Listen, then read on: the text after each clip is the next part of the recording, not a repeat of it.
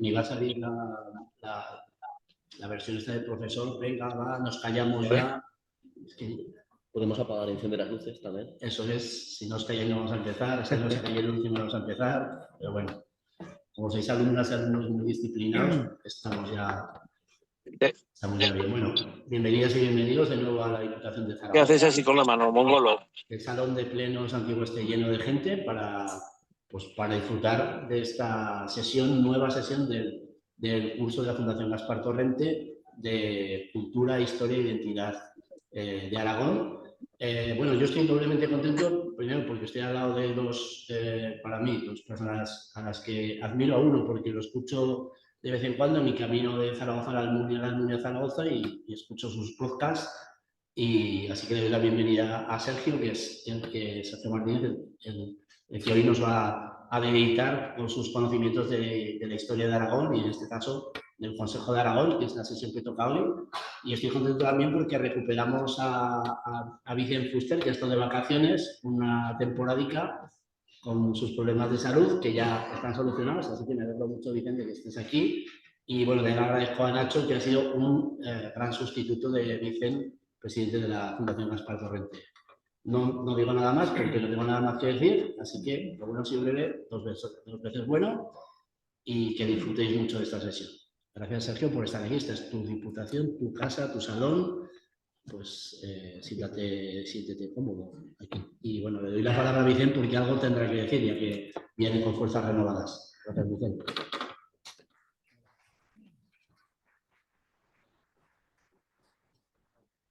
Buenas tardes, muchas gracias, Sebe, y muchas gracias a todos ustedes, como siempre, por su presencia. Bienvenidos en nombre de la Fundación Gaspar Torrente. Gracias por su interés, ya estoy totalmente recuperado, por su interés por mi salud.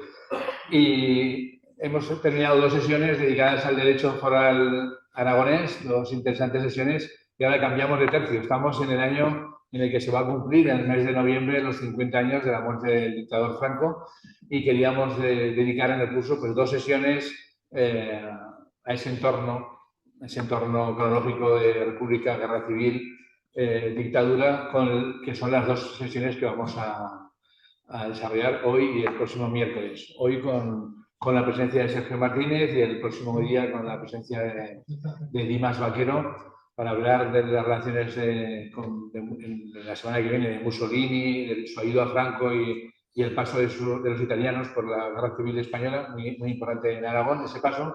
Y hoy vamos a dedicarnos a hablar de un asunto interesantísimo también, poco conocido, pero es verdad que Aragón no ha tenido la única experiencia como tal reconocida de gobierno anarquista que ha existido en la historia de la humanidad, es decir, en la historia mundial.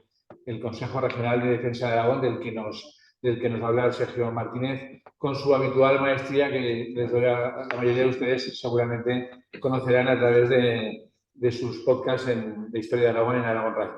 Bueno, pues conocido Sergio Martínez por su condición de fundador y director de la startup Historia de Aragón de la Universidad de Zaragoza, el programa Historia de Aragón de Aragón Radio, licenciado en Historia en el 2010, en la especialidad de Historia Antigua. En 2011 realizó el máster en Gestión del Patrimonio Cultural con un proyecto dedicado precisamente a la puesta en valor del Castillo de Ayub, Castillo de Calatayud. En 2012 realizó el máster del profesorado de Educación Secundaria en Historia, Geografía e Historia del Arte. Desde 2017 es coordinador del Centro de Estudios Galluranos, tiene ahí sus ancestros familiares o conyugales por ahí, por la zona. Y como decía antes, pues fundador y director de esta startup, por la que seguramente lo conocerán, lleva unos cuantos años haciendo una labor de difusión de la historia de Aragón encomiable, interesantísima y que ha llegado a miles y miles de ciudadanos aragoneses que han conocido episodios y partes de nuestra historia gracias a estos programas de radio, gracias a estos podcasts. Sin ir más lejos, el año pasado la Fundación Jesús Bernat tuvo el placer de otorgarle uno de sus reconocimientos, de sus premios Aragón, a esta labor tan interesante. También es colaborador del Proyecto de Aragón, también pone regularmente artículos dedicados a la historia de Aragón. En suma, un verdadero divulgador de esto que nos gustan tanto en este curso, porque no solamente aman y disfrutan de la historia, sino que hacen que la disfrutemos, que la conozcamos todos los demás. Así que, sin más, les dejo a todos ustedes con Sergio Martínez.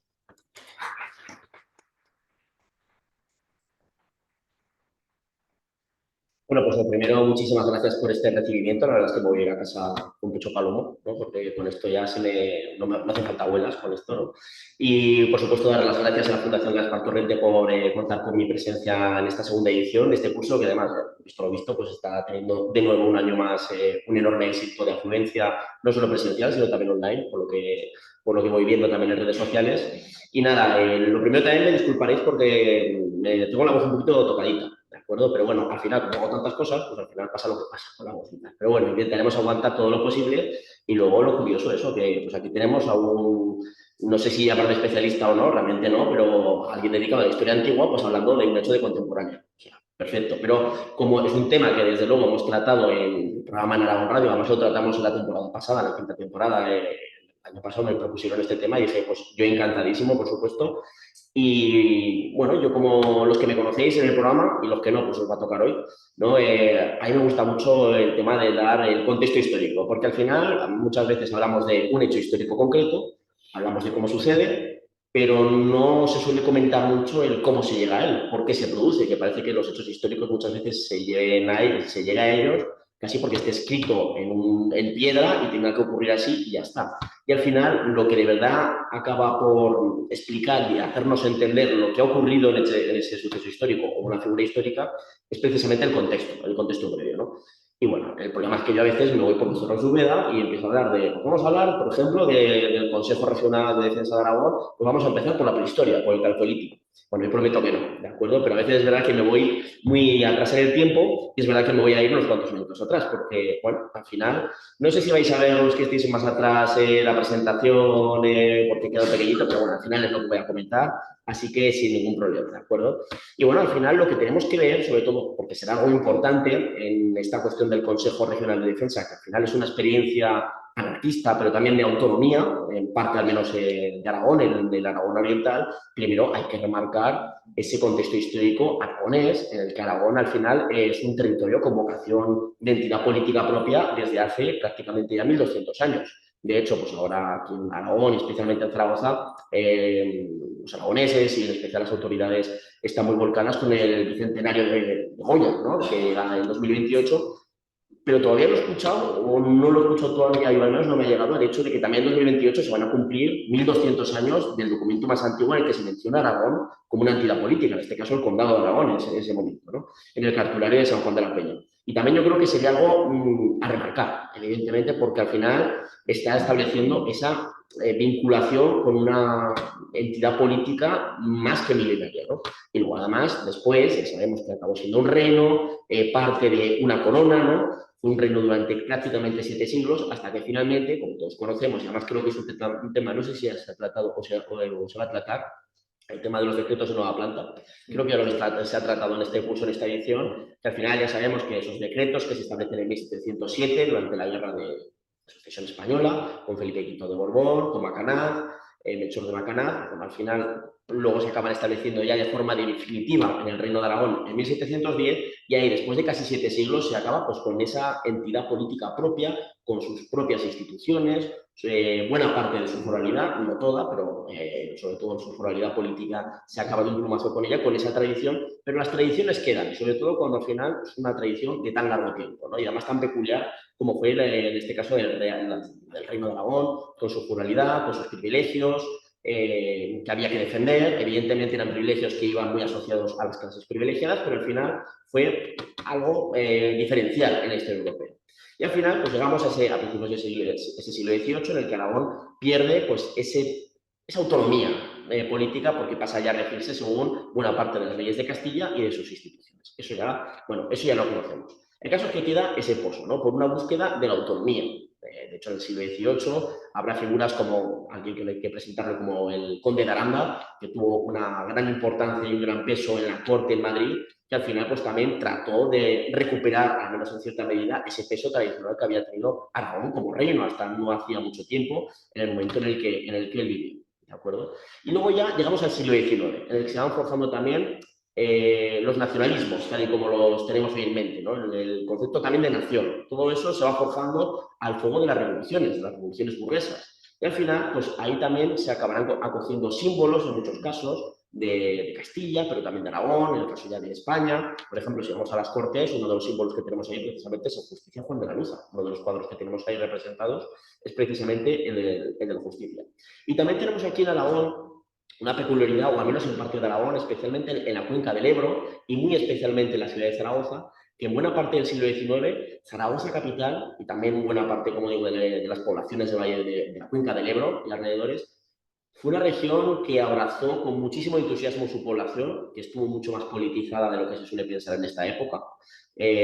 Así lo habla, por ejemplo, historiadores como, por ejemplo, Daniel Aquilvé, lo ha estudiado mucho y lo divulga también, que tenemos una población que, a pesar de que muchas de esas personas no sabían apenas leer ni escribir, aún así hay una altísima politización y participación en la política de una forma u otra. Lo que vemos es un Aragón, o buena parte de él, que, bueno, pues que abrazó el progresismo, o mejor dicho, el liberalismo más progresista, la revolución liberal más progresista, ¿no?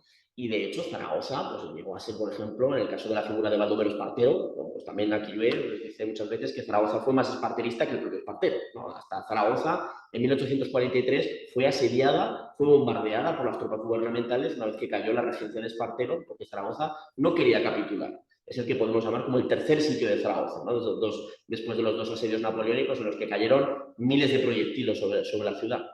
Pero estamos viendo precisamente que es un Aragón muy revolucionario, en ese aspecto todavía burgués, evidentemente, pero muy revolucionario, que va creando ese pozo. Y sobre todo, ese pozo cuando ya llegamos al último tercio del siglo XIX, y todavía más cuando llegamos al siglo XX, en el que con ese proceso de industrialización, pues bueno, se van creando también otros movimientos, cada vez más potentes, movimientos obreros de diferente estilo, diferente ideología, incluso dentro de la misma ideología, como en el resto de España o el resto del mundo, pues había muchas variaciones, ¿no? Pero vemos, por ejemplo, que uno de los movimientos que más se va a empezar a arraigar, por ejemplo, en Zaragoza capital, por toda esa industrialización y todos esos obreros que vienen del mundo rural en masa prácticamente a vivir, a buscar una nueva oportunidad y a vivir en malísimas condiciones, sobre todo los primeros años, pues precisamente uno de esos movimientos que más arraigo tienen es el anarquismo.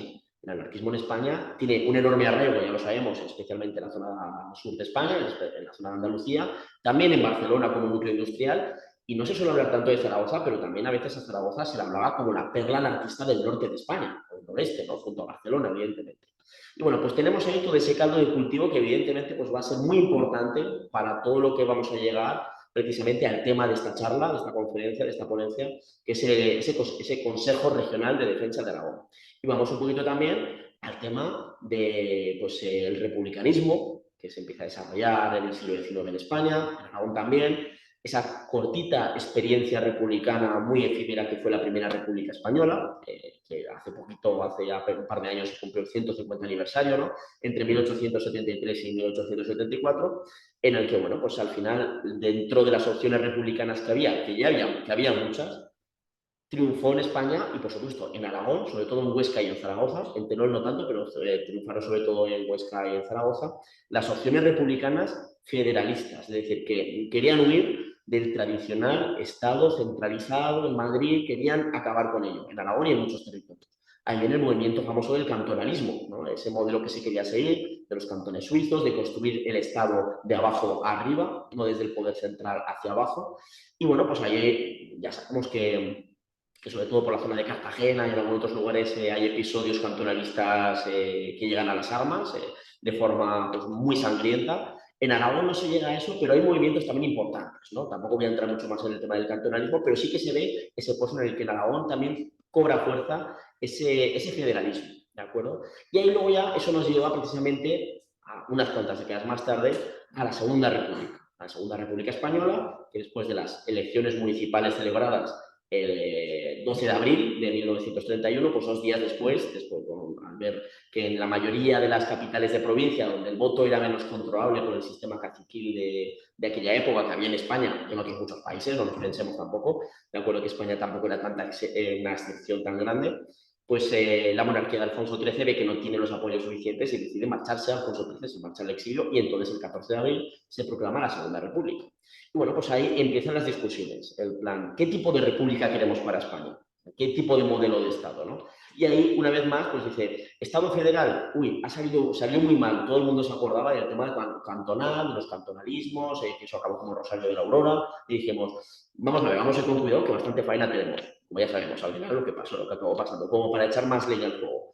Y al final, pues bueno, aquí lo que podemos ver también es que en ese primer artículo, o parte de ese primer artículo de la Constitución española que se crea precisamente en ese año de 1931, se establece un curioso término en el que no se llega al tema federal, tampoco se establece un Estado en principio centralista, sino que, abro comillas, la República constituye un Estado integral.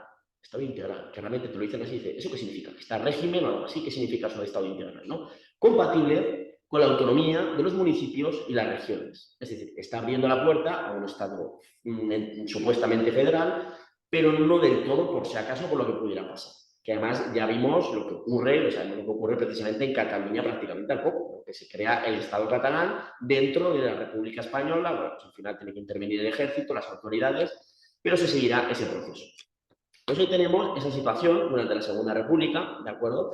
En el que, bueno, pues está ese pozo del federalismo que al final, incluso, que además esto es algo súper curioso y cada vez que o escribo un artículo o lo hablo en la radio y tal, siempre hay muchas más interacciones, por lo que sea en redes sociales o también en mayor audiencia, porque es algo muy curioso, cada vez más conocido. Y es que en esa idea de federalismo que no fue tal, o no llegó al menos hasta ese punto, porque tampoco dio tiempo durante la Segunda República Española, hubo proyectos para decir, oye, que sí, que lo de Madrid está muy bien, pero hubo algunas ideas, como por ejemplo aquí el arquitecto menorquín Nicolau Rubió, pues que plantearon proyectos, no fue solo él, de decir, ¿por qué no hacemos como otros países, como han hecho otros países, como por ejemplo lo hizo Estados Unidos, con Washington, que era una capital de la nada, un distrito federal, ¿no? Independiente del resto del Estado. En Brasil, se acabaría creando más tarde Brasilia. En Australia hay diferentes ejemplos a lo largo de la historia de crear una capital que esté exenta, al menos en un principio, de ese pozo de soy la cabeza del Estado, tiene que estar todo aquí, centralización, como ya ha sido el caso, pues, podemos hablar de París, Londres, el propio Madrid, etcétera. Pues decir, ¿por qué no creamos una capital nueva, la construimos nueva, que sea en plan, que no pase? Este fue el proyecto de Nicolau Rubió para que veamos todo ese pozo, ¿no? No sé si lo conocíais, es el proyecto de crear una capital llamada Iberia, junto a Otego, que no debía tener más de 100.000 habitantes, que vivieran solo funcionarios, que hubiera solo hoteles, embajadas, que tuviera su propio aeropuerto y también metro, que manda narices. O sea, teniendo el caso de Zaragoza al final, que le seguimos sin tener metro, pues ya ese proyecto para esa ciudad hipotética que nunca fue, ¿no? Hubo una maqueta, se puede rescatar por internet alguna fotografía de esas maquetas que se presentaron de ese proyecto, pero bueno, ahí estaba la idea de crear pues, una capital que estuviera exenta de todo lo anterior, pero bueno, ya sabemos que la capitalidad central se quedó en Madrid, pero ahí estaba el proyecto de esa república integral. Es decir, bueno, podemos respetar dentro de cierto marco que algunas regiones quieran establecer su autonomía o cierta autonomía, ¿no? Sobre todo, ¿por qué se llega a esto y el tema de la república integral? Pues sobre todo por el famoso Pacto de San Sebastián, en el que la oposición a los últimos años del régimen de Alfonso XIII, que salía de la dictadura de Miguel I de Rivera, la dicta blanda de Damaso Berenguer, bueno, se quiere volver, de hecho de ahí surge la sublevación de Jaca con Fermín Galán en diciembre de 1930, de ese Pacto de San Sebastián. Pues en ese pacto estaba toda la oposición política, pero también estaban, por ejemplo, los partidos nacionalistas, el Vasco y Esquerra Republicana, y al final se quería dar una solución pues, a esos anhelos más autonomistas de regiones así. Y por eso, muy pronto, en 1932, surgirá el primer estatuto de autonomía, que será el de Cataluña, ¿de acuerdo? Pasarían unos cuantos años más, porque ya sabemos luego que pues, hay diferentes tipos de gobierno durante la Segunda República, pero luego se retoma ese camino y habrá varias regiones que buscarán precisamente crear sus propios estatutos. Más o menos en el 36 tenemos varias a la vez que están a punto de llegar a la línea de meta. Galicia, País Vasco y Aragón. De hecho, Aragón pues, tuvo la tan malísima suerte de que ese estatuto que se ha estado, pues estuvo creando, que estaba Gaspar Torrente precisamente por ahí, en Caspe, de hecho se llama también el Estatuto de Caspe o el anteproyecto del estatuto, se presenta, porque tenía que ser aprobado por la región a la que tenía que representar y después tenía que ser depositado en el Congreso de los Diputados en Madrid y aprobado o no allí. Pues bueno, se presentó el documento el 15 de junio de 1936. por lo que sea, no fructificó, porque 2 días después se arma la Morena, ya lo sabemos, el 15 de julio del 36. El 17 de julio se inicia la sublevación militar, como ya sabemos, de parte del ejército, que luego se empieza a desarrollar todavía más a partir del 18 de julio, ¿no? Bueno, tenemos ahí toda esa situación. Es verdad que, por ejemplo, que el Estatuto Vasco ya en la guerra sí que se llega a aprobar. Y también es verdad que el gallego se aprobará en el exilio no sé cuántos años más tarde. El de Aragón ahí se quedó. Y de hecho esos estatutos, aunque el gallego, por ejemplo, no tuviera ningún tipo de validez legal, porque no simplemente fue algo, pues eso ha hecho el tema de después de la transición, que estén las comunidades llamadas históricas y el que no. Y a mí que me digan que Galicia, que con todo respeto, que comparado con Aragón, con sus 7 siglos de historia como reino, pues uno sea histórico y otro pues, estemos ahí peleando, pues bueno. Pero bueno, no vamos a entrar en esos detalles porque si no, bueno, nos enfadamos, yo me enfado al menos y también nos vamos un poquito del tema, ¿no?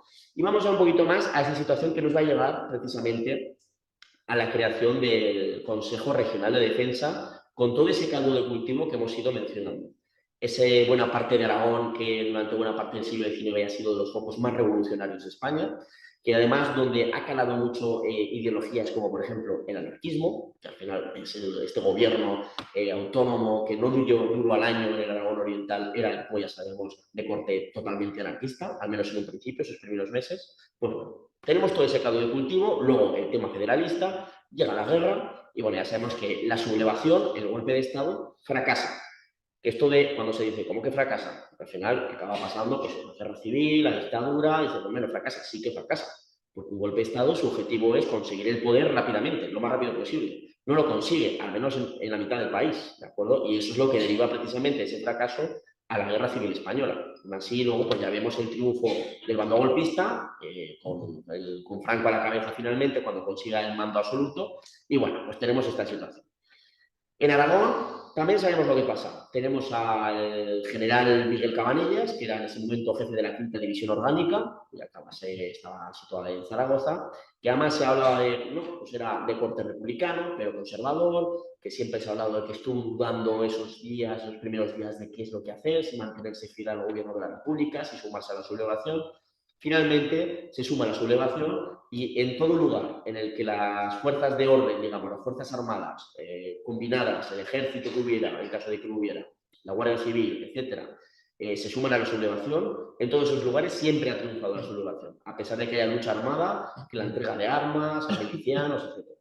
En el caso de Aragón se entrega, o sea, Miguel Cabanellas, que además por ser en ese momento, quiero recordar, el general más de mayor antigüedad, pues en un primer momento tuvo el mando ante la muerte de Sanjurjo, etcétera, aunque enseguida se lo quitan del medio, digamos, ¿no? Pero bueno, eso provoca que pues, los cuarteles principales aragoneses, especialmente en Zaragoza, se vayan sumando luego Huesca, Zaragoza, bueno, pues los diferentes lugares de Teruel, y al final buena parte de Aragón quedará en manos sublevadas.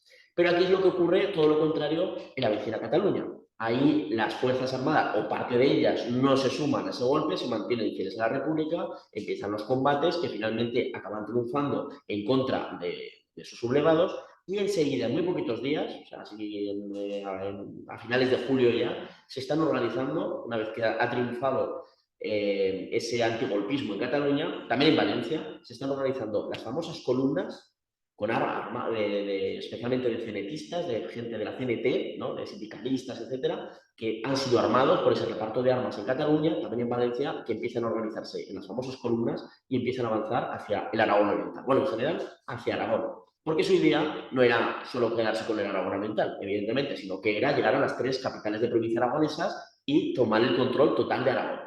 Al final, ¿qué es lo que ocurre? Bueno, pues que su fuerza no es suficiente, es verdad que además avanzan durante buena parte de un territorio aragonés, de la zona oriental, donde no había triunfado del todo la sublevación, en esas zonas más rurales del Aragón Oriental, más alejadas y sobre todo más alejadas de Zaragoza, Huesca y tal, y sobre todo más cercanas al territorio catalán, y eso hace que lleguen a una zona donde tienen muchas simpatías, o al menos importantes, ¿no? Estas columnas, y tengan un avance más o menos, entre comillas, sencillo, hasta que ya se empiezan a acercar a las principales ciudades y ahí ya el avance se detiene.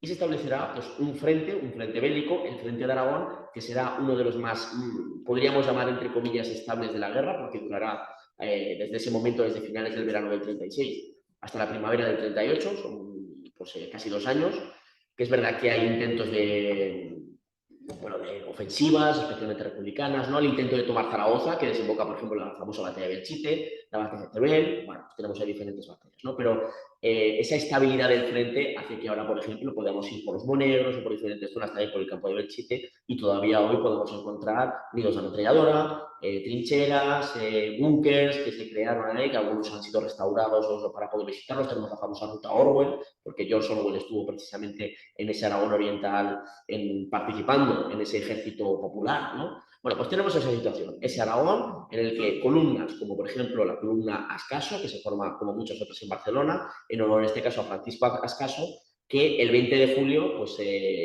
recibe un tiro en la cabeza mientras están realizando el asalto precisamente a los cuarteles de las atrazanas de Barcelona, ¿no? Y bueno, pues ahí en su honor se crean columnas como esta, que son las que avanzan, evidentemente, organizadas por sindicatos como la CNT, especialmente por la CNT, y acabamos precisamente pues, con un Aragón más o menos así, dividido en dos mitades, prácticamente, bueno, sí, prácticamente, de norte a sur, ¿de acuerdo? Y este es el frente que más o menos se queda. Y de hecho, los que marcan el frente de guerra son las tres capitales de provincia, como podemos ver perfectamente. O sea, enseguida estamos en Huesca, en Zaragoza, en Teruel. Aquí en este mapa Zaragoza parece que está un poco más alejado del frente, pero realmente estaría mucho más cerca, porque este mapa va evolucionando, obviamente. Bueno, pues al final ya tenemos ese Aragón oriental ocupado por tropas que podríamos llamar muy, entre comillas, leales al bando republicano, pero que son de corte anarquista, anarcosindicalismo, ¿no? Y bueno, pues al final eso es lo que acabará triunfando y acabará derivando en la formación del Consejo Regional de Defensa de Aragón, ¿no? Porque claro, aquí viene que están llegando milicianos de Cataluña, podemos hablar de muchos catalanes, valencianos, pero ¿qué es lo que había también, sobre todo en ciudades como Barcelona, de donde salen muchas de estas columnas? Como el propio Ascaso, los Ascasos, mejor dicho.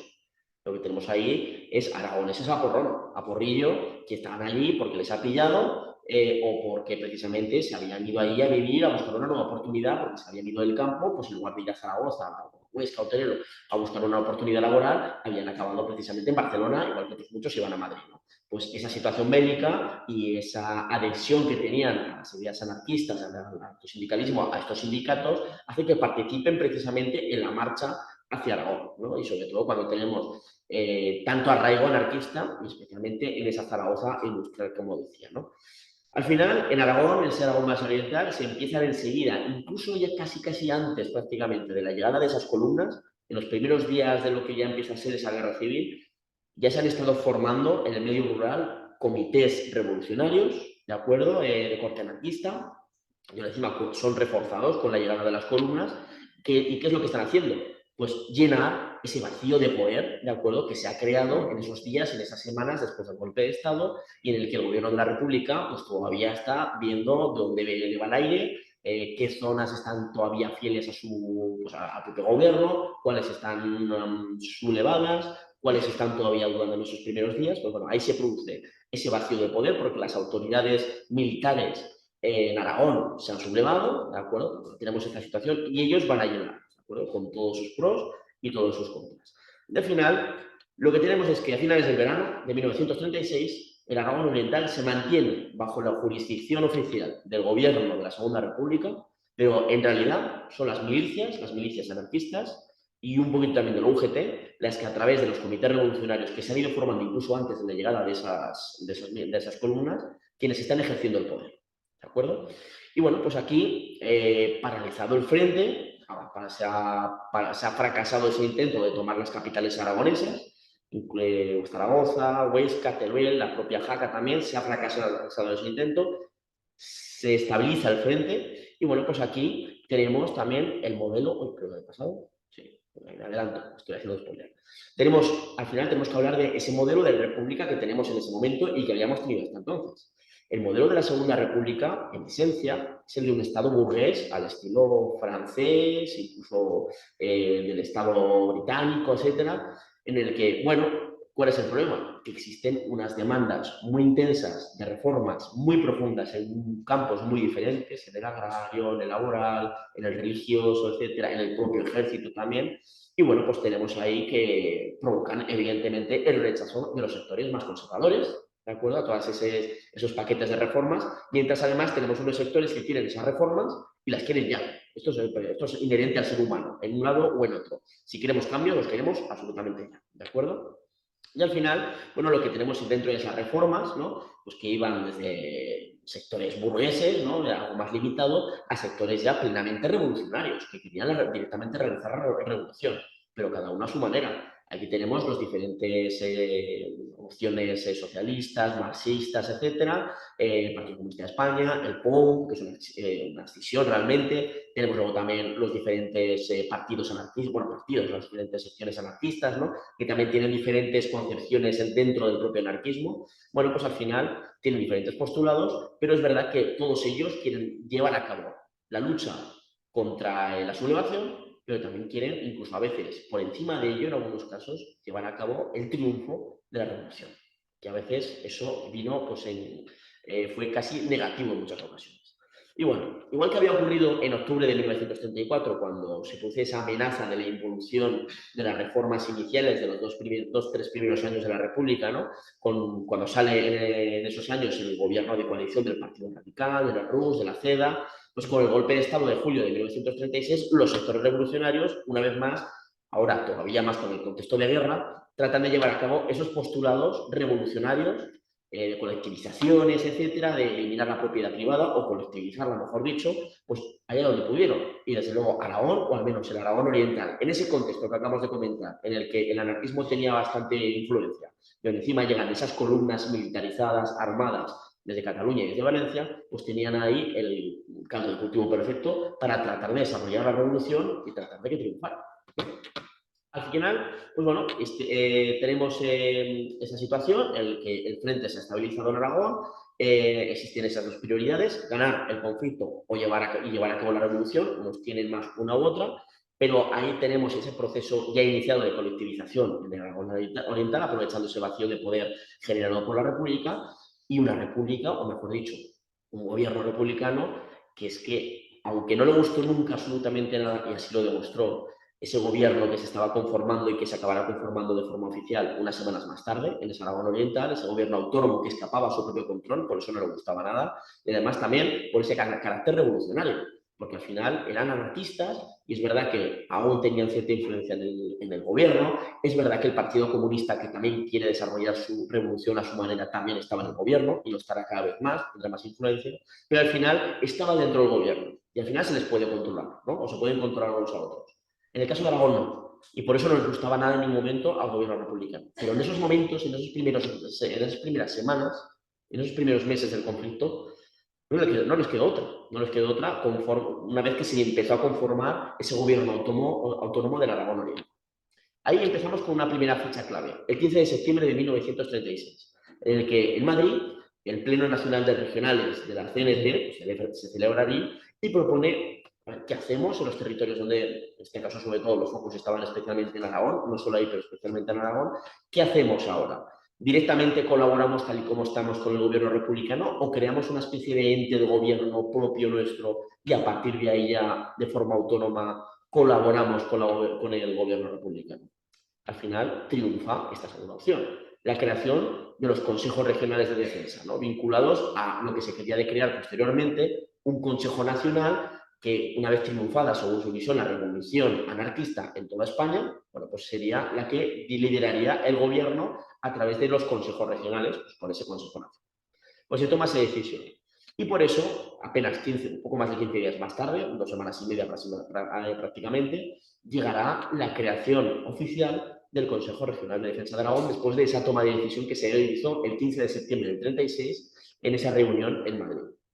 Y es que llegamos al 6 de octubre de 1936, y en el que, bueno, el pleno extraordinario de sindicatos y columnas del Comité Regional de Aragón, Rioja y Navarra de la CNT, pero bueno, realmente ahí lo que había sobre todo eran representantes aragoneses o de Aragón, se reúne en la localidad zaragozana de Bujaraloz, ¿de acuerdo? ¿Por qué se reúne ahí? Porque ahí, por ejemplo, tenía su base, su cuartel general, una de las columnas más importantes que habían avanzado de Cataluña, que era la columna de Urruti, ¿de acuerdo? Una de las más influyentes, además, ¿no? Con Buenaventura de Urruti. Y bueno, pues ahí, en esa reunión, ese 6 de octubre, asisten 174 representantes de los sindicatos cenetistas de 139 pueblos aragoneses, de ese Aragón Oriental, ¿no? También asisten de esos 174 representantes, también son del Comité Nacional de la CNT y de las propias columnas milicianas que habían avanzado sobre Aragón. Pues esa columna de Urruti, la columna roja y negra, la columna los aguiluchos de las FAI. Bueno, el caso es que el pleno de ese 6 de octubre acuerda ese mismo día que en Aragón van a crear ya, según lo que se había acordado previamente en Madrid, pues la generación, el establecimiento de una estructura de gobierno autónomo y de carácter revolucionario, que fue el Consejo Regional de Defensa de Aragón. Y ahí es su momento fundacional. El 6 de octubre de 1936, en ese contexto de guerra civil, cuando ya más o menos se han estado estabilizando los frentes de guerra en buena parte de la península ibérica, o en buena parte de España. Al final, ¿dónde se establece su primera sede? Su primera sede, es verdad que se decide en Bujaraloz, el tema de la creación, pero se establece en Fraga. Esto desde octubre hasta finales de año, que luego ya se trasladará finalmente a Caspe, a la localidad zaragozana de Caspe, ¿no?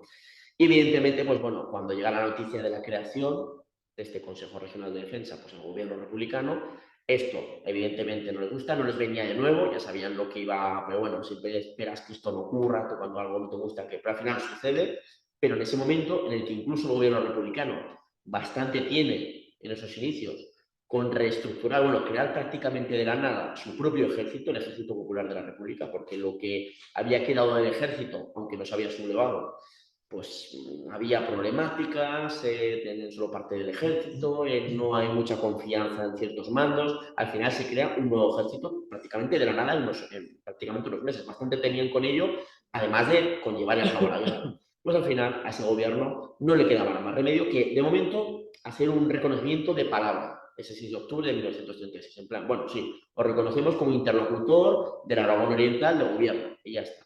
Porque realmente la legalización oficial y la regulación de ese Consejo Regional de Defensa de Aragón no llegará, o sea, si se creó el 6 de octubre, pues no llegará hasta el 23 de diciembre del 36, en el que ya el gobierno de la Segunda República allá sí que oficializa su creación, pero eso sí, es un primer paso, primero para empezar a domesticar ese ente de gobierno anarquista y revolucionario, ¿no? Como que será un primer paso hasta su eliminación, simplemente van buscando avanzar, dice, y si luego tenemos más adelante la oportunidad que acabaron teniendo de acabar con ese gobierno y establecer nuestra propia autoridad en esa región, pues mejor que mejor, ¿no? Ese era el pensamiento. ¿Cómo se va haciendo ese primer paso de domesticación? Pues primero, nosotros os reconocemos, el gobierno os reconoce como un gobierno autónomo, como podía ser el de la Generalitat de Cataluña, que estaba ya en esa zona, el que había sido en los primeros compases de la guerra en el País Vasco, hasta que al final es sometida a esa zona, ¿no? Con su Lehendakari, después del Estatuto de Autonomía que se crea al poco de estallar la guerra. Bueno, pues al final se establece ese reconocimiento, pero a cambio, pues no puede ser que todos los representantes del gobierno, que digamos todas las carteras, por llamarlas de alguna manera ministeriales, seáis solos de la CNT. ¿Verdad? Es un gobierno, pero tenéis que estar representados. Al final estamos luchando conjuntamente, tienen que estar representados buena parte al menos de la coalición que forma actualmente el gobierno. Al final, en ese momento, el gobierno de la República y en ese momento ya de la guerra, ya estallada la guerra, pues están, aparte de Esquerra Republicana y estarían en el PNV en su momento, pues estaban a nivel nacional el PSOE, la propia CNT, el Partido Comunista de España, la Izquierda Republicana, Unión Republicana, pues en plan, no puede ser que solo esté la CNT ahí. Y al final, pues se acaba acordando la entrada de prácticamente casi la mitad de pues, consejeros, ministros, no tenían ese cargo, evidentemente, pero bueno, hacían esas funciones de gobierno, pues más o menos mitad y mitad aproximadamente. Y claro, esto empezó a diluir en buena medida pues, el tema de las decisiones que podía llegar a tomar la parte más revolucionaria, la parte cenetista, la anarcosindicalista de ese gobierno de la Aragón Oriental. También, además, se atribuirá al gobierno central pues, algunas cuestiones, como por ejemplo que en enero de 1937 pasa a tener el control, por ejemplo, de las escuelas. Simplemente algo tan sencillo como las escuelas, que hasta entonces, durante esos meses, pues se había intentado, sobre todo en los pueblos de más retaguardia, pues se había intentado mantener cierta actividad lectiva para los niños y niñas, ¿de acuerdo? Y bueno, pues habían estado evidentemente pues, bajo el mando de las comisiones anarcosindicalistas, de esas colectivizaciones, de esos comités revolucionarios, y aquel gobierno republicano pues establece que no, esa autoridad es competente al gobierno central y bueno, al final había otras prioridades para el gobierno del Consejo Regional de Defensa de Aragón que el tema educativo, obviamente al menos en ese momento. Y bueno, pues aquí es lo que tenemos ese comité regional, primero con capital en Fraga, como decía, luego ya en ese momento de domesticación es cuando precisamente pasará a Caspe, que también es curioso porque además Fraga es verdad que es una zona muy accesible desde Cataluña, pero también todavía lo es más Caspe porque también está más cerca también de Valencia, no solo de Barcelona, sino también de Valencia, ¿no? Y bueno, al final tenemos este gobierno de corte revolucionario, anarquista, bajo la presidencia del zaragozano Joaquín Ascaso Mudría.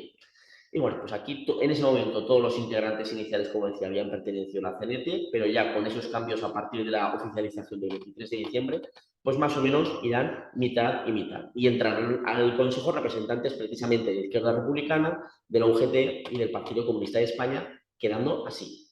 No sé si se ve, pero bueno, tenemos aquí las diferentes carteras, ¿no? Presidente Joaquín Ascaso. Vemos que los primeros, la primera mitad, pone todas las siglas de la CNT, pero luego ya pues tenemos algunas, por ejemplo, algunas prerrogativas como en la Consejería de Justicia, pues tenemos ahí de Izquierda Republicana, igual que el consejero de Hacienda, de la UGT tenemos Consejería de Cultura, de Obras Públicas, Partido Comunista, el de Sanidad y Asistencia Social, o incluso el de Industria y Comercio, e incluso como consejero de Justicia, que lo mencionó José Ignacio Mantecón, de Izquierda Republicana, esta será la figura que acabará gobernando ese Aragón Oriental una vez que se elimine militarmente, como veremos ahora, ese Consejo Regional de Defensa, ¿no? Claro, como es un gobierno, pues todo gobierno, aunque sea incluso de este carácter revolucionario, tiene que tener también sus propios símbolos. Obviamente, aquí viene un poquito la simbología del Consejo Regional de Defensa y pues, su bandera, etcétera, etcétera. Lo que dio tiempo, de todas formas, su escudo, lo que dio tiempo a crear, evidentemente, ¿no? Y aquí, bueno, tenemos el famoso escudo de la bandera y el escudo del Consejo Regional de Defensa. La primera noticia existente de la bandera en sí misma es del Consejo que surge, o sea, la bandera del Consejo surge en un mitin, ni siquiera en Aragón, sino en Barcelona, un mitin que da el presidente del Consejo, Joaquín Ascaso, el 4 de abril de 1937 en el Coliseo de Barcelona. ¿De acuerdo? ¿Y qué es lo que tenemos aquí? Pues tenemos aquí una bandera con los colores rojo y negro, representantes de la CNT, el rojo de la UGT, pues al final por eso que ese intento del gobierno republicano es decir que estemos más o menos todos representados, ¿no? Incluso los símbolos. El morado en alusión a los partidos del Frente Popular, ¿no? De la... Claro, sí. Se ve, ¿no? Aquí queda más chula, ¿no? Y luego pues tenemos todos esos colores y luego además tenemos evidentemente las barras de Aragón. Que además es curioso porque también en sus memorias, Ascaso, luego años más tarde, establecerá que porque me imagino que se le preguntó en alguna ocasión, en plan, ¿esa bandera iba a ser solo la representante del Consejo en caso de haber triunfado, es decir, del gobierno revolucionario, o también del territorio? Bueno, la idea que al menos se llevaba es que no, esa era la bandera que iba a sustituir a la cuatribarrada como tal, ¿de acuerdo? Que evidentemente tenemos ahí esas barras de ese señal real de los Aragón y luego además pues tenemos estos colores y además ese escudo, que bueno, por tenerlo un poquito con más detalle, en esta imagen, pues tenemos esos 4 cuarteles, está dividido en 4 cuarteles, como el escudo aragonés, pero de una forma mucho más curiosa. Tenemos esa división con una enorme A, evidentemente de Aragón, en el que tenemos unas montañas. ¿A qué pueden representar esas montañas? Pues Pirineos, Huesca, ¿no? Tenemos también un árbol, que sería un olivo, que estaría representado en este caso a Teruel, y luego tendríamos un puente y el río Ebro, es decir, estaría representando a la provincia de Zaragoza. Y en medio, una cadena rota, simbolizando pues, la llegada de la libertad, de la ruptura de las cadenas, de lo que venía anterior. Y coronando todo ello, un sol naciente diciendo, pues llegamos aquí a una nueva época, totalmente diferente a lo que ha habido hasta ahora. Esta es la simbología que se crea. Por desgracia, no sé si quedan, me parece que son un par de ejemplos que se hayan conservado y que se conozcan de estos, que además creo que son banderines, al menos uno de ellos es un banderín de estos que ponían en los coches oficiales, estos que van con el palico en la parte delantera del coche, y creo que están en manos de un coleccionista privado en Cataluña. Pero vamos, no estoy ahí del todo seguro, ¿de acuerdo? Y ya prácticamente para terminar, ¿cuál fue la experiencia? Porque aquí el problema es que podría dar más datos, pero aquí según dónde se consulte, pues al final estamos hablando de una experiencia de gobierno que no llegó al año de duración, en un contexto de guerra, ¿no? En el que además en el propio bando al que pertenecía no se fiaban de ellos, pues al final, y además a los meses prácticamente de su eliminación, ¿de acuerdo? Pues se produjo la gran ofensiva de la primavera del 38 sobre el frente de Aragón por parte de los bandos franquistas. Y bueno, pues ahí se eliminaron muchos de esos elementos. De hecho, de los banderines que se conservan, en un lateral pone la fecha en la que pone tomada en no sé dónde, en tal día, que era parte como botín de guerra, digamos, ¿no? El caso es que varía mucho las cifras de los logros que les dio tiempo a llevar a cabo. Sobre todo lo que se llevaron mucho, lo que se realizaron fueron las famosas colectivizaciones de granjas, de fábricas, las pocas fábricas que hubiera en el medio rural, evidentemente, al no controlar grandes poblaciones o al menos capitales importantes, porque sí que había poblaciones por ahí de cierto tamaño, pero bueno, estamos hablando sobre todo de un mundo de economía agropecuaria, fundamentalmente, ¿no? Pues son así, bueno, más o menos hay un consenso en el que sí que se producen alrededor de ese Aragón Oriental de unas 400 colectividades rurales, ¿de acuerdo? De las cuales, en su inmensa mayoría, salvo apenas unas 20, estuvieron en manos de la CNT, ¿no? Apenas unas 20 estarían en manos de la UGT, de la Unión General de Trabajadores. Y como decía, es que las fuentes varían mucho, incluso pues, según historiadores, según lo que se ha conservado, según ideologías, etcétera, porque según me consultes, pues bueno, al final, por ejemplo, he puesto a Hugh Thomas, ¿no? Que él, de hecho es uno de los historiadores que más minusvalora la actividad que pudo llegar a realizar este Consejo Regional de Defensa en lo económico, por ejemplo, poniendo casos como el de las minas en Trillas, que no llegó prácticamente ni el 10% de la producción previa a la situación de guerra, a la situación de colectivización. En cambio, luego tenemos otras fuentes que nos hablan, no, fueron niveles parecidos de producción e incluso en algunos casos se superaron. Claro, hay un abanico tremendo. ¿A dónde se hace caso? Pues aquí haría falta mucha más investigación, que evidentemente también hay los historiadores que conocen mucho más el tema de primera mano porque son especialistas sobre la época. Me viene a la cabeza, por ejemplo, todos los conocemos a Casanova, Julián Casanova, a Ángel Cenarro también, por ejemplo, pero bueno, ahí estarían un poquito estos datos y al final lo que hay que tener en cuenta es que son apenas unos meses, no llega el año de educación al final y en ese contexto de guerra, ¿no? Pero al final se hizo todavía aún así bastante, ¿no? Sobre todo en ese proceso colectivizador. De hecho, por ejemplo, en una reunión que se desarrolló precisamente ya en Caspe, ya como capital, en febrero del 37, para crear una federación de colectividades, bueno, pues ahí hay registrado que acudieron a esa reunión más de 500 delegados representando a 80.000 colectivistas aragoneses, solo de Aragón. ¿Cuántos de esos colectivistas, de esas 450 colectividades, estaban porque querían estar dentro bueno, pues eso tampoco se podía llegar a saber, pero era el contexto histórico y tal. Pero aún así sí que vemos que consiguió pues de forma amplia tratar de desarrollar ese proceso colectivizador. La cuestión es qué habría pasado si hubiera llegado más allá del tiempo, porque una vez que el gobierno republicano elimina el Consejo Regional de Defensa, prácticamente toda esa colectivización se viene abajo. Incluso hay testimonios de entradas a granjas, a explotaciones, etcétera, en el que se hacen auténticos saqueos de animales, de mobiliario, de maquinaria, etcétera. O sea, cuestión de a ver quién pilla a quién, ¿no? Tonto el último prácticamente. Y al final, precisamente va a la redundancia, pues ese final del Consejo Regional de Defensa, su primer paso llegará fuera, llegará en Cataluña y especialmente en Barcelona con las famosas Jornadas de Mayo de 1937, que de hecho nos relata de primera mano George Orwell en su homenaje a Cataluña, ¿no? Por ejemplo, ese enfrentamiento final, armado ya, aunque había habido muchos conatos, entre la facción de la revolución, los que querían desarrollar sí o sí la revolución, incluso antes que ganar la guerra lo importante era que triunfara la revolución, y donde había, por supuesto, diferentes bandos dentro del marxismo, socialismo, como decía al principio de la charla, del anarquismo, por supuesto, y luego también el bando de la legalidad republicana, ¿de acuerdo? Y aquí se produce un triunfo de esta última, donde además, bueno, hay una fuerte influencia cada vez mayor precisamente del Partido Comunista de España, que ahí pues también tiene esa situación o ese pensamiento de carácter revolucionario, pero a su manera, con una visión ya puramente estalinista de la Unión Soviética, por ese apoyo que había estado dando, también porque la República no había conseguido prácticamente que ningún Estado de las democracias le diera ayuda, ¿no? Solo la Unión Soviética se lo dio.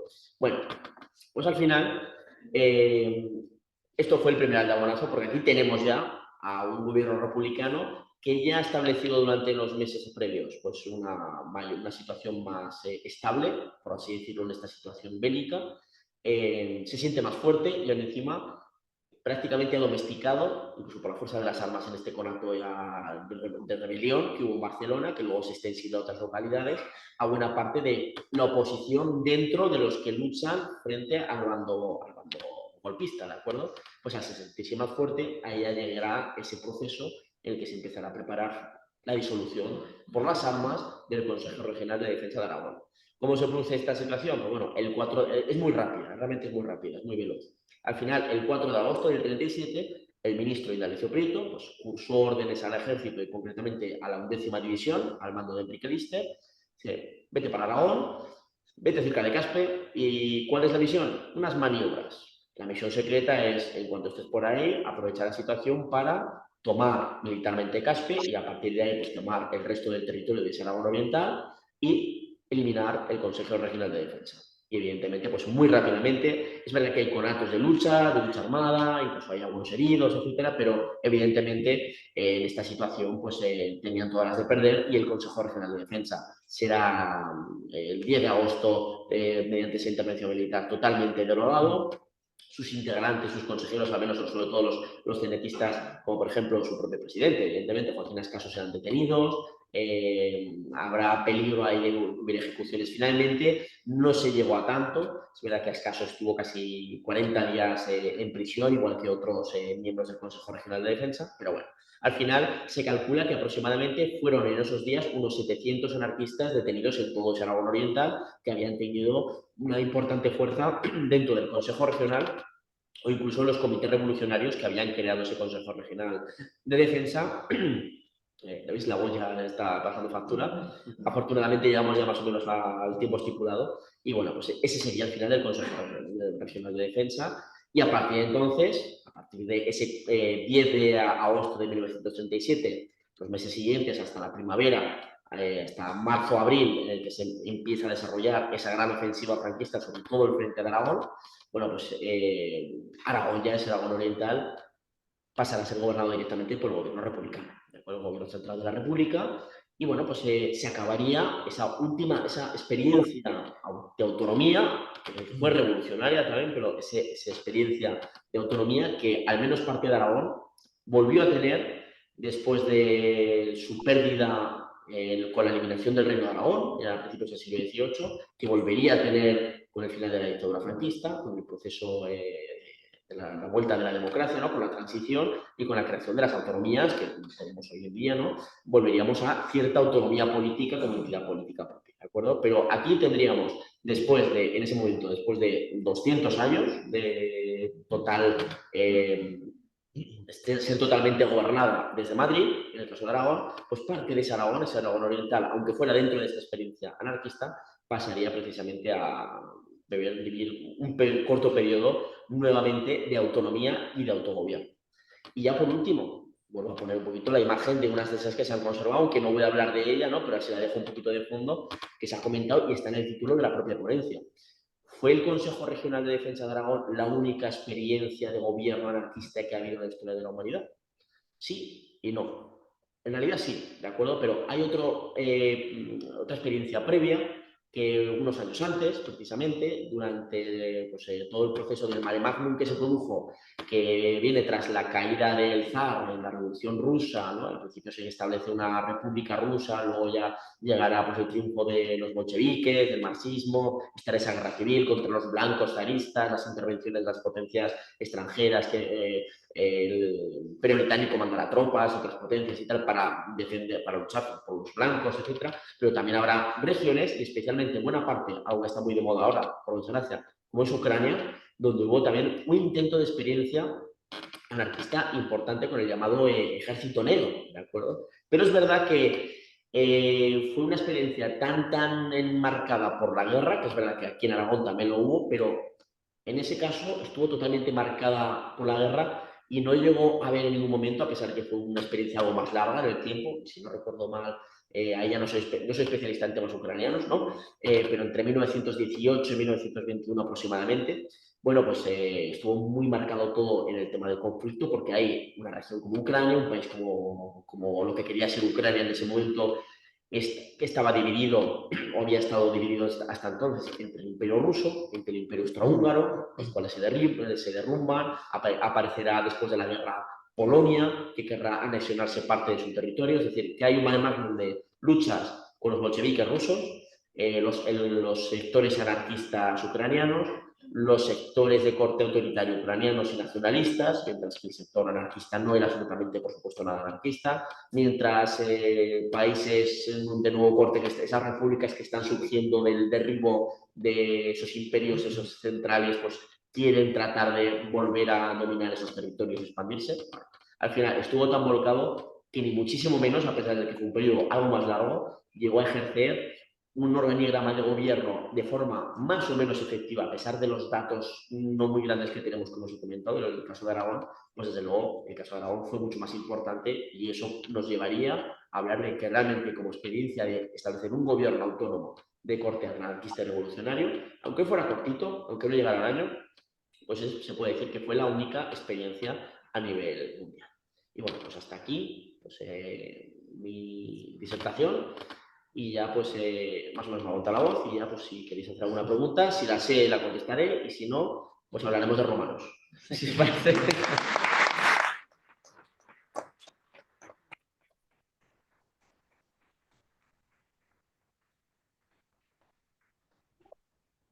Bueno, muchas gracias, Sergio. Estupenda la explicación y lo densa y llena de contenido. ¿Alguna preguntita, tanto los presentes en la sala como Carlos, a través de los seguidores online? Somos todo oídos. Bueno, Sergio, soy yo.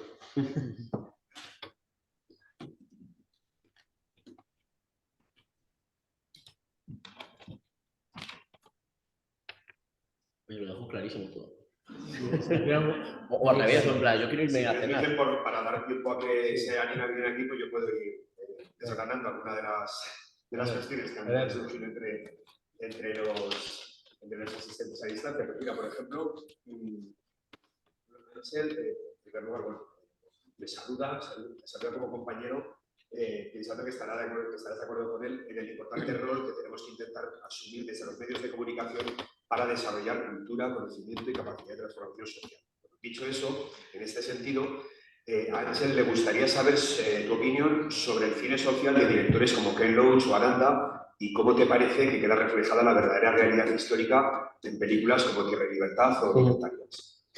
A ver, en este sentido, evidentemente, el cine, las series, los documentales también, en este caso, pues Ángel, que también le mando un saludo, pues se enfoca más al tema de cine, de películas. Al final también hay que tener en cuenta que, aunque sea de un periodo tan reciente, el cine, las películas, incluso las series de carácter histórico, son ciencia ficción. Están basados en hechos históricos, pero al final hay adaptaciones y luego también depende de pues, la visión que se le quiera dar. Evidentemente son importantes, pero también es verdad que a veces yo creo, por ejemplo, en algunas de esas películas se establece también mucho idealismo, que también está bien, ¿no? Porque al final también es el papel del cine, ¿no? Pero si queremos ir más a la historia, si son buenas maneras de crear interés, de generar interés para acercarte a cualquier hecho histórico o periodo histórico, pero lo importante sobre todo es acercarte a través de ese generar interés que te producen los medios audiovisuales, el ir pues, a las investigaciones, a los artículos, evidentemente igual, pues oye, mira, antes de dormir me voy a coger un libro de 800 páginas sobre el tema de, pues igual no apetece, ¿no? Pero es verdad que para eso pues hay mucha divulgación también, cada vez más afortunadamente, eso es importante y desde luego son pues mundos que tienen que ir de la mano y desde luego también, pues evidentemente películas como las de Ken Loach y pues, al final son importantísimas también porque también dejan un pozo evidentemente dentro del imaginario colectivo, pero siempre digo que en esas situaciones, en el mundo audiovisual, en las novelas históricas también, hay que tener siempre un poquito de cuidado, que son fundamentales para generar ese interés, pero hay que tener cuidado con el pozo también que dejan, porque puede ser a veces erróneo con respecto a la realidad histórica que ocurre por idealizaciones o al revés, igual no se idealiza, igual se negativiza en exceso un acontecimiento, en cómo se muestra. Al final, como siempre digo, de hecho, fíjate que yo soy historiador, al final estoy en detrimento mío, digamos, de la profesión, pero es que ni siquiera las gentes que vivieron un periodo histórico conocen lo que pasó en ese periodo histórico. Hablo de hace 100 años, hace 500, etc. Porque cada uno, además, te va a dar una visión diferente de lo que ellos vivieron, según su pensamiento, lo que sea. Igual que hoy en día, pues, mira, ahora que estamos con lo del apagón el otro día, ¿no? Que menuda liada, según el medio de comunicación al que acudas, te lo va a contar de una manera o de otra. Y el hecho es el mismo, ¿no? Pues al final ocurre también esto, estoy yendo por los ojos. Hablando de películas, voy por los ojos de vida, como siempre. Pero bueno, no sé si he respondido la pregunta de Ángel, pero bueno, es verdad que son importantísimas películas de este estilo Sí, bueno. Disculpa, Sergio, al hilo de lo que recuerdo, de lo que comentas, por ejemplo, en torno a libertaria, sí que recuerdo que se le achacaron unos cuantos errores bastante de bulto cuando, por ejemplo, pues, desde lejos con un telescopio o con los prismáticos divisaban el Pilar de Zaragoza y salía con las cuatro torres. Sí, no, por ejemplo, el que no existían las cuatro torres. Bueno, al menos que eso eran dos los que habían durante la guerra. No sé si uno o dos. Las dos del Ebro, esas sí que hasta los años 60 no se terminaría, ¿no? Pero bueno, a ver, son detallitos, ¿no? Licencias históricas al final es como, por ejemplo, si hiciera una película histórica, no me voy a Aragón, me voy, por ejemplo, a Florencia. El Duomo de Florencia, la fachada que es preciosa, esa fachada es de, creo que se construye tal como está, la fachada como tal, a principios del siglo XX. Hasta entonces, durante siglos, era de ladrillo horroroso, no se había terminado. Pues imaginaos si para ser totalmente históricos quitamos esa fachada de forma virtual, ¿no? En una película y qué feo, eso no sé qué, no sé cuánta. Claro, a nosotros nos gusta verla como la vemos hoy en día, ¿no? Pues al final, en este caso, pues puede ser algo similar. Son detallitos simplemente que luego, eso sí, si luego se cuentan, eso es maravilloso, porque al final te generas interés, pero además luego te dicen, no, es que esto lo hemos contado así, pero realmente históricamente esto se piensa que es más así, o esto sabemos que era de determinada manera. Muy bien. Tengo también por aquí, Elena comenta, vamos a ver, vale, sí, acerca del patrimonio expoliado, sobre todo religioso. Los pueblos del Frente en Teruel se llevaron todo, se sabe qué pasó con ese patrimonio, qué rumbos llevó. Así de forma... No hay mucha noticia que yo sepa. Bueno, hay obras que se recuperaron, pero claro, hay muchas que se destruyeron. En general, muchísimas se destruyeron, por desgracia. Ese patrimonio de archivos también, de ayuntamientos y tal, también se destruyeron, pero sobre todo ese patrimonio religioso, por desgracia, pues hubo mucha destrucción de buena parte de él, como en Aragón y como en el resto de España. Hay piezas que se llevaron de Milagro porque alguien se las quedó, pero a veces para salvarlas de forma altruista y otras para en plan, para mí. Claro, aquí otra vez hago una referencia que debería ser para Aragón, pero no es para Aragón, pero es que es una que va por el estilo de la Guerra Civil, de una virgen muy querida, ahora no sé cuál es, la que está la que llaman la Catedral Vieja de Cádiz, fijaos en muy lejos, ¿de acuerdo? Que precisamente pasó lo mismo. En la Guerra Civil, para evitar que cayera, pues hubo un feligrés que la protegió en su casa, bueno, pues la protegió tanto que se la quedó en su casa hasta los años 60. Hasta que alguien la descubrió por casualidad y ya consiguieron recuperarla porque además era una figura que tenía una enorme devoción por parte de todos los gaditanos. Pues bueno, pues es posible que también hayan cosas, y luego también evidentemente pues habrán ido pululando por ahí, igual que lo hemos visto en los últimos años por desgracia, en Siria, pues esos expolios para luego vender objetos a coleccionistas, pues, también por desgracia pues habrá muchos objetos que quizás con el tiempo, algunos de ellos pues aparezcan por una casa de subastas o en una colección, pues esto, y alguien que los identifique, y bueno, pero es verdad que se perdió muchísimo, y claro, sobre todo, en el llamado verano caliente del 36, en un lado y en otro, ahí se hicieron barbaridades de todo tipo, el humano, y también lo patrimonial, y además prácticamente sin ningún control. Y ahí, claro, se pierde la pista de muchísimas cosas, y en el caso del patrimonio cultural, pues todavía más evidente. Bueno, por ahora no tengo aquí nada más. No sé si ha dado tiempo a que... Anímense. Venga, Luis.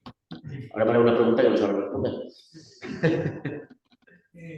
Cuando hablábamos de la autonomía, el estatuto que se presenta a las Cortes y se aprueba cada 2 días antes del golpe, ¿se puede decir que en otros territorios como Euskadi, Galicia, su burguesía Sí. defendió más el estatuto que no la burguesía aragonesa más sumisa a la castellana? Sin lugar a dudas. Pero eso sin lugar a dudas, desde luego que sí. También, a ver, son contextos diferentes. Casi yo haría más, me iría más al tema del estatuto gallego. Porque como he comentado, claro, también ocurre lo mismo. Toda Galicia, que era desde el primer momento de la guerra en el lado sublevado, en el lado golpista, y aún así, por contactos dentro de lo que será después el gobierno de la República en el exilio después de la guerra, se acabará por aprobar fuera de España ese estatuto de Galicia. Y dices, ¿para qué? Pues porque soy gallego y quiero que mi tierra tenga el estatuto, pero eso ha creado, por ejemplo, lo de la España de las velocidades, que siempre se le ha dicho desde el tema de las autonomías, ¿no? De las nacionalidades históricas, o las regiones históricas, o lo que sea, ¿no? Y desde luego, evidentemente, regiones como Euskadi, Cataluña, en menor medida Galicia, pero sobre todo Euskadi y Cataluña, sus burguesías, primero, eran económicamente y en cuanto a su influencia, eran muchísimo más potentes y desde luego mucho más independientes en ese sentido. No sé si llamarle todavía, bueno, sí, en esa época ya perfectamente identitario, diferencial, que en Aragón pues nunca llegó a ser tan fuerte. Pero es algo que además se ve incluso en la arquitectura. Das un paseo por San Sebastián, por Donosti, y el tipo de arquitectura creada en los ensanches de la burguesía de finales del 19 y principios del 20 es en plan de mostrar una ciudad señorial, europea, aquí en Zaragoza. Aparte también lo que se ha perdido, por desgracia, por los intereses urbanísticos y tal, eso por desgracia, ¿no? Pero también hay muchos elementos de esos, pero no los hay tantos, y eso a pesar de la diferencia de tamaños entre una ciudad y otra, por poner simplemente dos ejemplos. Y eso, ¿quién lo levanta? Eso lo levantan las burguesías de cada sitio. Y eso depende si estás más en tu propio territorio o si estás en tu territorio, pero tus negocios están más en otros lugares. No sé si me explico. Y la segunda parte. Con relación al 36, en los finales de los 70-80, nuestra burguesía seguía pensando igual que en el 36. Me refiero, para defender el estatuto, por forma de edad, la parte burguesa aragonesa apostó por el 143, sobre todo en la zona de Teruel, con el señor Gil a la cabeza, salvo Zaragoza y alguna capital, que sí que apostaron por el 151. ¿Quiere decir eso que seguíamos en ese momento, o casi me voy al presente, seguimos siendo sumisos a Madrid para defender lo que nos corresponde como territorio, como derecho foral, historia, tradiciones? Esto es súper impersonal, pero yo pienso que sí. Pero esto es como el otro día, te voy a hacer publicidad, no, me deberían pagar los de la AMPA, el anuncio que sacaron el otro día para San Jorge. Tenemos que querernos más. O sea, en todos los sentidos, en defender nuestra propia cultura, nuestra propia identidad, que eso no es incompatible con nada, o sea, que eso cada uno depende de cada cosa, ¿no? Pero también, por ejemplo, defender cosas como estas en plan, oye, pues que nosotros también tenemos nuestra importancia, la hemos tenido, la seguimos teniendo, que tampoco es que haya que vivir de hechos históricos de hace siglos para vivir de ello, ni mucho menos, ¿no? Pero simplemente por ser ciudadanos en un Estado democrático, debería tenerse la misma consideración en los territorios con otros, pero luego pues al final el Estado en el que vivimos, su concepción administrativa pues, y sus leyes electorales actuales, pues establecen lo que ya sabemos, el peso de los votos de una zona a otra, y es lo que cuenta al final, en muchas situaciones. Pero se ve perfectamente el peso que puede llegar a tener, por ejemplo, 1 o 2 diputados en el Congreso de los Diputados. Son muy pocos, pero pueden llegar a tener mucha influencia en ciertos votos. Pues al final esas situaciones pues, pueden marcar diferencias, evidentemente, en una situación o en otra. Pero eso deriva en absolutamente en todo, en respetar nuestro pasado como aragoneses, en quererlo, en conocerlo, en todos esos aspectos. Y eso a veces yo creo que en general, como sociedad, en Aragón nos ha fallado y todavía nos sigue fallando. Aunque también es verdad que yo soy optimista porque yo sí que veo, dentro de que, pues que veo una evolución. Quizás no todo lo rápido que me gustaría, pero sí que veo cierta evolución, o al menos parte de ella, en ese interés por lo aragonés y por Aragón en sí mismo. Si me permitís una reflexión, el año pasado, no sé si recordáis, cuando hablábamos del Estatuto de Caspe, Antonio Peiró, hablábamos de que se había redescubierto la existencia de la aprobación del Estatuto de Caspe en 1976, cuando se iba a celebrar, bueno, a raíz de esto se celebró una marcha autonomista en tren a Caspe, una gran asamblea ciudadana. Bueno, durante 40 años había caído en el olvido. Cuando había personas vivas que habían estado en ese congreso de Caspe, pues durante 40 años de dictadura había desaparecido de la memoria, hasta que Luis Fernández Clemente lo publicó en Andalán y a raíz de eso pues se hizo esa marcha reivindicativa de Caspe y ahora todo el mundo podemos hablar del Estatuto de Caspe sabiendo pues cómo fue, tenemos los textos y estaba publicado en los boletines. Quiere decir que la documentación estaba en las hemerotecas, en la prensa. Bueno, pues el Consejo Regional de Defensa pues prácticamente ha pasado lo mismo. O sea, durante los 40 años ha desaparecido. Bueno, y además, en este caso tenía varios estigmas.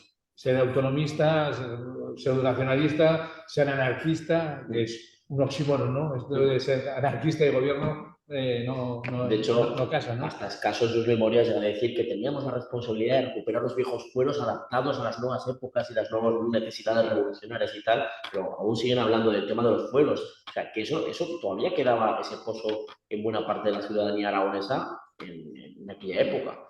En cambio, ahora no sé si se le da tanta importancia todavía, se ha perdido, no sé. Cuesta recuperar. Seguramente muchos de ustedes es la primera vez que han oído hablar, desde luego con esta profundidad, seguro, del Consejo de Aragón, ¿no? Sin embargo, pues nuestra única experiencia de autogobierno después de 200 años, después de 1707. O sea que tiene que ser muy importante. Hasta la llegada de la democracia, desde luego, única. Muy bien, ¿alguna cosilla más? Sí. El Consejo de Aragón funcionaba con ese principio anarquista de que cada uno aporta según sus capacidades y recibe según sus necesidades, como se organizó, lógicamente había expropiaciones. Sí, evidentemente, las colectivizaciones son expropiaciones a mansalva. Pues no sé si llegó hasta ese punto de pues tanto haces, tanto te ganas o lo que sea, pero es verdad que bastante tenían, primero en apenas 10 meses todo ese, bueno, empezó un poquito antes, ya lo he comentado también, ese tema de los comités revolucionarios y en los inicios de las expropiaciones para colectivizar, granjas, etcétera, ya empezó incluso antes del propio Consejo, ¿no? Otra cosa es que se implementara más todavía. Pero no sé si les dio tiempo a desarrollarlo tanto a esos niveles de llegar a no lo sé, ahí no sabría responder, de verdad. Al final es una experiencia de gobierno muy cortita. Sí. Hola, Caridad, ¿qué tal?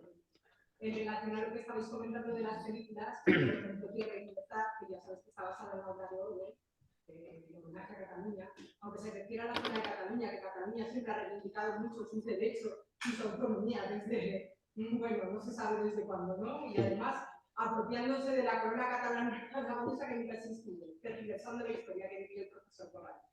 Entonces, yo recuerdo en esa película, antes se estabas comentando que tenemos que poner en tela de juicio las películas, lo que pasa, lo que ocurre, porque muchas veces los propios directores no pues, utilizan su propia versión de los acontecimientos. Pasaba con el TIC y nunca acaba porque bueno.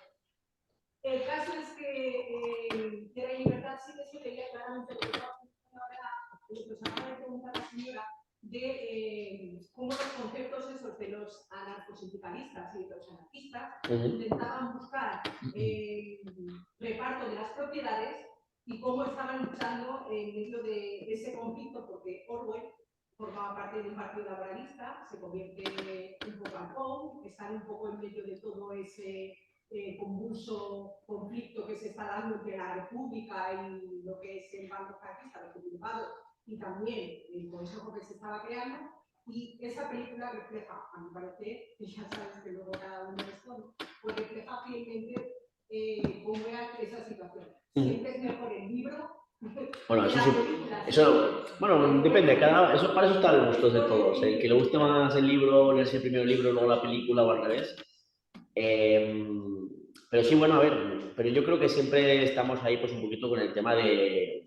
En un libro también puede ocurrir, también algo que no sea un ensayo, una investigación, si es novela y tal, también ocurre en las idealizaciones. Y luego una cuestión es que, pues, toda esa gente tuvieran, bueno, parte de ella tuvieran esa ideología anarquista, pero luego el ser humano es el ser humano.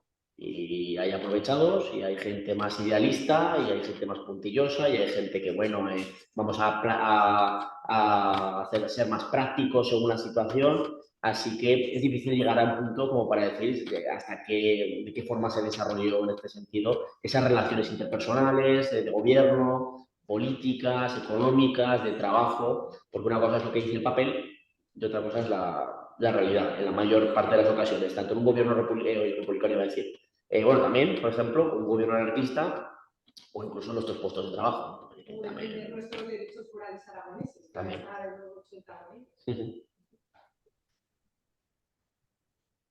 Muy bien, pues si no hay nada más, les emplazo al próximo miércoles. Muchísimas gracias, Sergio. A vosotros. Y gracias a la Diputación que nos acoge como siempre. Y que pasen buenas semanas.